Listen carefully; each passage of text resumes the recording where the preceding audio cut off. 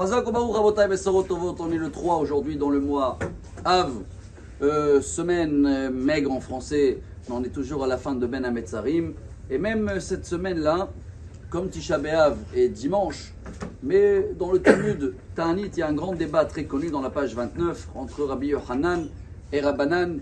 Quand ça a commencé que le temple a été brûlé, on sait très bien qu'il y avait le 17 Tammuz où on a jeûné parce que c'était le siège, pas du premier. Il y avait une différence entre le premier temple et le deuxième temple, mais Tisha B'Av, c'est le jour où le temple a brûlé, mais ça n'a pas commencé à Tisha B'Av.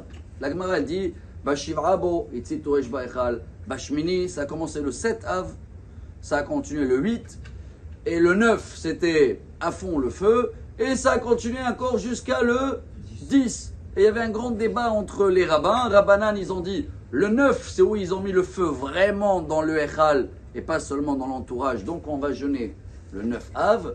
Mais Rabbi Yochanan, il n'est pas d'accord. Lui, il dit non, si la majorité de temps va brûler le 10 Av, alors on va devoir jeûner le 10. Quelle est la halakha, bien sûr? Rabbanan, la majorité contre Rabban Yochanan. Entre parenthèses, sachez qu'il y a encore un petit peu d'odeur de cette semaine qui continue même le 10. C'est pas tout de suite que c'est fini Tisha B'Av et on fait barbecue. Attends, il y en a qui ne mangent pas de la viande jusqu'à le lendemain, midi, le 10, il y en a même jusqu'à la fin de 10. Pour comprendre aujourd'hui et tirer un beau message, Rabotai, c'est quoi ce débat entre les deux rabbins? Ils sont en train de ne pas être d'accord quand il y avait le feu. On connaît les dates. Pourquoi Rabbi Yochanan il a pensé qu'il faut jeûner à la fin, quand c'est en train de brûler? Le message qui dit Rabbi Isaac Sher, Zecher Tzadik Libracha, il dit que Rabbi Yochanan il nous apprend que même quand il y a le feu et nous on croit que ça y est, c'est terminé. Là aussi, il y en a beaucoup on a passé tellement des stations, on a fini la Covid, on a fini la guerre d'Iran, il n'est pas venu Mashiach hier, je ne sais pas sûr s'il va venir aujourd'hui. Il dit Rabbi Yochanan, même quand le feu il est en train de brûler, même quand tu crois que tout est terminé, il y a toujours encore une chance.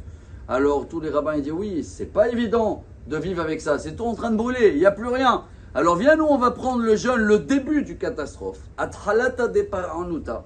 Et comme ça dans le début, quand ça commence à brûler, c'est là où on va se rappeler et dire ah oui, on va jeûner maintenant. Alors là, comme on est une semaine avant le jeûne Rabotai, venons on attrape le début. Ça veut dire quoi le début? On a quelques règles à suivre cette semaine, chacun selon ses coutumes. Mais en plus sur les règles, rajouter dans notre conscience et dans nos actions, Rabotai, ce sera Tikkun Hatzot en ce moment, faire Tikkun Rachel, ce sera de comprendre qu'est-ce qu'on peut faire pour que si Dieu veut cette année-là, pas qu'on ne va pas jeûner, jeûner aujourd'hui c'est devenu une mode, les gens ils jeûnent pour maigrir, on n'est pas là pour jeûner pour maigrir. Qu'est-ce qu'on peut faire pour qu'il n'y ait pas le feu entre nous, qu'il y a le Beth Amikdash, le troisième qui sera construit, pas parce qu'on a besoin d'un nouveau projet d'immobilier, Rabotai, on a besoin de shalom, on a besoin qu'il n'y ait pas le feu.